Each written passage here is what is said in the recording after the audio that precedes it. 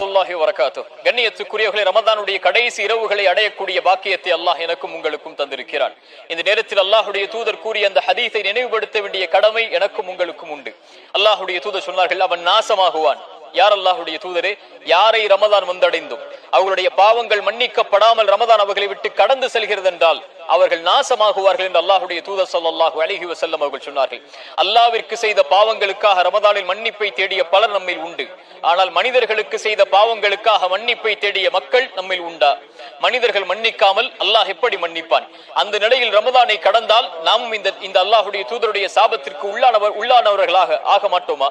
அல்லாஹுடைய தூதர் ஸல்லல்லாஹு அலைஹி வஸல்லம் சொன்னார்கள், பரம ஏழை யார் என்று சஹாபாக்களை பார்த்து கேட்கும் போது, சஹாபாக்கள் பரம ஏழை யார் என்றால் அவர்கள் தீனார் திர்ஹம் செல்வம் இல்லாதவர்கள் தான் அல்லாஹுடைய தூதர் என்ற பதிலை முற்படுத்தும் போது அல்லாஹுடைய தூதர் சொன்னார்கள், பரம ஏழை என்பவன் நாளை மறுமையில் தொழுகையோடு, நோன்போடு, ஹஜ்ஜோடு, வணக்க வழிபாடுகளோடு, ஏன் லைலத்துல் கத்ர் போன்ற 1000 மாதங்களை விட பல இரவுகளை சுமந்திருக்கக்கூடிய இரவுகளை சுமந்து வருவான், ரமதானை சுமந்து வருவான், பல ஆண்டுகளுடைய நோன்போடு ஹஜ்ஜோடு வருவான்.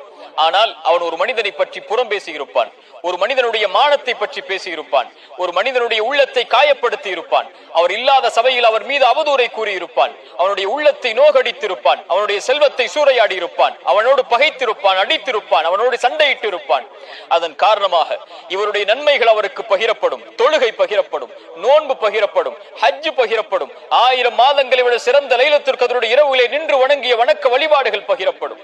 நன்மைகள் பகிரப்பட்டு எந்த நன்மையும் பகிர்வதற்கு இல்லாமல் அவர்கள் செய்த பாவங்கள் அனைத்தும் இவன் மேல் சுமத்தப்பட்டு நன்மைகளோடு வந்த இந்த மனிதன் நாளை மறுமையில் நரகத்திலே மற்றவர்களுடைய பாவங்களால் நரகத்திலே தூக்கி வீசப்படக்கூடிய இந்த மனிதன் தான் பரம ஏழை என்று அல்லாஹுடைய தூதர் ஸல்லல்லாஹு அலைஹி வஸல்லம் சொன்னார்கள். இருவர் நாளை மறுமையிலே அல்லாஹ்வுடைய சன்னிதானத்தில் வாக்குவாதத்தில் ஈடுபடுவார்கள். யா அல்லாஹ், இவன் எனக்கு அநீதம் இழைத்திருக்கிறான் என்று அந்த மனிதன் சொல்லுவான். அல்லாஹ் கூறுவான், இந்த அநீதத்திற்காக நன்மையை பகிர்ந்தளி என்று அந்த அடியானை பார்த்து அல்லாஹ் சொல்லுவான். அவன் சொல்லுவான், யா அல்லாஹ், எனக்கு என்னிடத்தில் எந்த நன்மையும் இல்லை பகிர்வதற்கு. அப்படியா யா அல்லாஹ், என்னுடைய பாவங்களுடைய சுமையை இவன் மீது சுமத்தி வை என்று அந்த அடியான் அல்லாஹ்விடத்திலே வாதிடுவான். அவனுடைய பாவங்கள் அவன் மீது சுமத்தப்படும். அல்லாஹ்வுடைய தூதர் ஸல்லல்லாஹு அலைஹி வஸல்லம் இந்த செய்தியை சொல்லும் போது தாரை தாரையாக அழுதவர்களாக சொன்னார்கள். அது மகத்தான நாள், அது மகத்தான நாள். அந்த நாளில் பிறருடைய தன்னுடைய சுமையை பிறர் சுமப்பதையே பிற மனிதர்கள் விரும்புவார்கள். ஆம், தந்தை தன் தாயை விட்டு, பெற்றோர்கள் பிள்ளைகளை விட்டு, கணவன் மனைவியை விட்டு, சகோதரன் சகோதரியை விட்டு, நண்பன் நண்பனை விட்டு, ஒவ்வொருவரும் தன் நிலைமையை முற்படுத்தி தாய் வந்து சொல்லுவாள், யா அல்லாஹ், என் மகனை வைத்துக்கொள், ஒட்டுமொத்த உலகத்தையும் வைத்துக்கொள், எனக்கு விடுதலை அளி என்று சொல்லக்கூடிய அந்த நாளை பயந்து கொள்ளுங்கள் என்று அல்லாஹ்வுடைய தூதர் ஸல்லல்லாஹு அலைஹி வஸல்லம் சொன்னார்கள். அது மகத்தான நாள் என்று சொன்னார்கள். இந்த பாவங்களுக்காக மன்னிப்பை தேடினோமா? ரமதானிலும் ரமதானுக்கு முன்னாலும் எத்துணை பேருடைய உள்ளங்களை காயப்படுத்தி இருப்போம், எத்துணை பேருடைய குறைகளை வெளிப்படுத்தி இருப்போம், எத்துணை பேருடைய மானங்களை பற்றி பேசி இருப்போம், எத்துணை பேரின் மீது அவதூறுகளை சொல்லி இருப்போம், எத்துணை பேரோடு சண்டையிட்டு இருப்போம், எத்துணை பேரோடு பகைத்திருப்போம். இதே நிலையில் ரமதான் நம்மை கடந்து சென்றால் நாமும் இந்த குற்றவாளியாக ஆக மாட்டோமா? மன்னிப்பை தேடுங்கள். பெற்றோரிடத்திலே சென்று மன்னிப்பை தேடுங்கள், பிள்ளைகளிடத்திலே மன்னிப்பை தேடுங்கள், கணவன் மனைவியிடத்தில், மனைவி கணவனிடத்தில், நண்பன் நண்பனிடத்தில், சகோதரன் சகோதரனிடத்தில், தெரிந்தவர் தெரியாதவரிடத்தில், எல்லோரிடத்திலும் மன்னிப்பை தேடக்கூடிய மனிதர்களாக மாறுங்கள். இன்னொரு மன்னிப்பு அல்லாஹ்வின் மன்னிப்பு. அல்லாஹ்வுடைய தூதர் ஸல்லல்லாஹு அலைஹி வஸல்லம் லைலத்துல் கத்ருடைய இரவுகளை அடைந்தால் எதை ஓத வேண்டும் என்று ஆயிஷா ரலியல்லாஹு அன்ஹா கேட்கும் போது அல்லாஹ்வுடைய தூதர் சொன்னார்கள், அல்லாஹும்ம இன்னக அஃபுவுன் துஹிப்புல் அஃப்வ ஃபஅஃபு அன்னி. ஆயிஷா, இதை ஓதுங்கள் என்று சொன்னார்கள். அல்லாஹும்ம இன்னக அஃபுவுன், யா அல்லாஹ், நீ பாவங்களை மன்னிக்க கூடியவன். அல்லாஹும்ம இன்னக கஃபூருன், யா அல்லாஹ், நீ பாவங்களை மன்னிக்க கூடியவன். இந்த இரண்டும் ஒரே வார்த்தை தான், ஒரே பொருள் தரக்கூடிய வார்த்தை தான். அந்த இரண்டு தன்மைகளும் அல்லாஹ்வுடைய தன்மையில் வேறுபட்டவை. கஃபூர் என்றால் அல்லாஹ் பாவங்களை மறைப்பான், அல்லாஹ் பாவங்களை மன்னிப்பான். அஃபு என்றால் அல்லாஹ் ரப்புல் ஆலமீன் பாவங்களை நீக்குவான், பாவங்களை மறைப்பான், பாவங்களை மன்னிப்பான். ஒரு மனிதன் அல்லாஹ்விடத்திலே கஃபூர் என்ற தன்மையோடு அவனை அழைக்கும் போது அல்லாஹ் அந்த பாவங்களை மன்னிப்பான். ஆனால் இருந்தாலும் நாளை மறுமையுடைய ஏட்டில் அந்த பாவங்கள் முற்படுத்தப்பட்டு இருக்கும். அல்லாஹ்வுடைய தூதர் ஸல்லல்லாஹு அலைஹி வஸல்லம் சொன்னார்கள், ஒரு அடியானை அல்லாஹ் நெருக்கமாக்குவான் மறுமையில். அவனுக்கும் அந்த அடியானுக்கும் இடையே திரை போடப்படும். அல்லாஹ் அந்த அடியானை பார்த்து அவனுடைய பாவங்களை எண்ணுவான். இதை தெரியுமா, இதை தெரியுமா, இதை தெரியுமா? அந்த அடியான், யா அல்லாஹ், தெரியும் யா அல்லாஹ், தெரியும் யா அல்லாஹ் என்று எண்ணிக்கொண்டு இனிமேல் அல்லாஹ் என்னை விசாரித்தால் அழிந்து விடுவேன் என்று எண்ணக்கூடிய நேரத்தில் அல்லாஹ் அவனை அழைத்து சொல்லுவான், அடியானே, கது சதர்துஹா அலைக ஃபித் துன்யா, இந்த உலகத்திலே இந்த பாவத்தை நான் அழைத்தேன், இன்றைய தினம் மன்னிக்கிறேன் என்று அல்லாஹ் கூறுவான். அல்லாஹு அக்பர். அல்லாஹ் அந்த பாவத்தை நினைவு கூறுவான். அவனை கஃபூர் என்ற தன்மையோடு அழைத்தால்.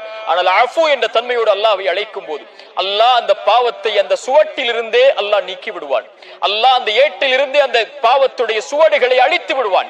அவன் செய்த பாவம் நாளை மறுமையில் முற்படுத்தப்படாது. அவனுடைய புத்தகத்தில் அவன் படிக்கும் போது இருக்காது. அதற்கு பகிரமாக அவன் செய்த பாவ மன்னிப்பை அவன் தேடியதற்காக, அல்லாஹ்வை அஃபு என்று அழைத்ததற்காக, இல்லாமன் தாப வ ஆமன வ அமில அமலன் சாலிஹன் ஃபஉலாயிக யுபத்திலுல்லாஹு ஸய்யிஆத்திஹிம் ஹஸனாத். அவன் செய்த பாவங்கள் அனைத்தையும் அல்லாஹ் நன்மைகளாக மாற்றி அந்த புத்தகத்திலே பதிந்திருப்பான். யா அர்ஹமர் ரஹீமீன். அல்லாஹ்வை அழையுங்கள் மன்னிப்புக்காக. குல் யா இபாதி அல்லதீன அஸ்ரஃபு அலா அன்ஃபுஸிஹிம் லா தக்னது மின் ரஹ்மத்தில்லாஹ் இன்னல்லாஹ யக்ஃபிரு ذுனூப ஜமீஆ இன்னஹு ஹுவல் கஃபூருர் ரஹீம். வரம்பு மீறி பாவம் செய்த என் அடியார்களே, நீங்கள் பாவிகள் அல்ல, இன்னும் என் அடிமைகள் தான். லா தக்னது மின் ரஹ்மத்தில்லாஹ். அல்லாஹ்வுடைய அருளில் ஒருபோதும் நம்பிக்கை இழந்து விடாதீர்கள். இன்னல்லாஹ யக்ஃபிரு ذுனூப ஜமீஆ.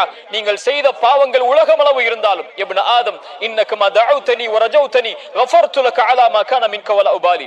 ஆதமுடைய மகனே, என்னை அழைத்து ஆதரவு கொண்டிருக்கும் நேரமெல்லாம் உன்னை மன்னித்துக் கொண்டே இருப்பேன், எதையும் நான் பொருட்படுத்த மாட்டேன். ஆதமுடைய மகனே, உன்னுடைய பாவங்கள் வானத்தின் முகடை தொட்டாலும் மன்னிப்பை கேள், மன்னிக்கிறேன். ஆதமுடைய மகனே, உலகமளவு பாவங்களை சுமந்து வரும்போது ஷிர்க் என்றால் என்னிடத்திலே மன்னிப்பை தேடினால் நாளை மறுமையில் அந்த பாவங்கள் அளவு உனக்கு நன்மைகளை தருகிறேன் என்று அல்லாஹ் ஆதமுடைய மக்களை அழைத்து சொல்கிறான். இன்னல்லாஹ யக்ஃபிரு ذுனூப ஜமீஆ.